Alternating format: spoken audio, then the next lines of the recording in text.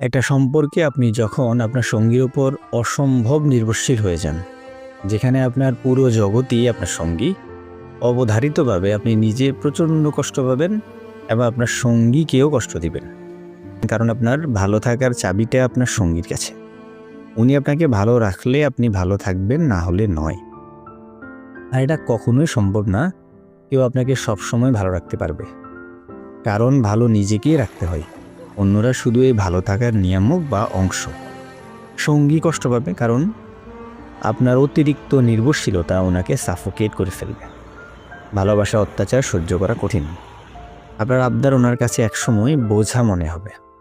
আপনার নাগুলো মনে হবে আপনি ওনাকে অনবরত নিয়ন্ত্রণের চেষ্টা করেন।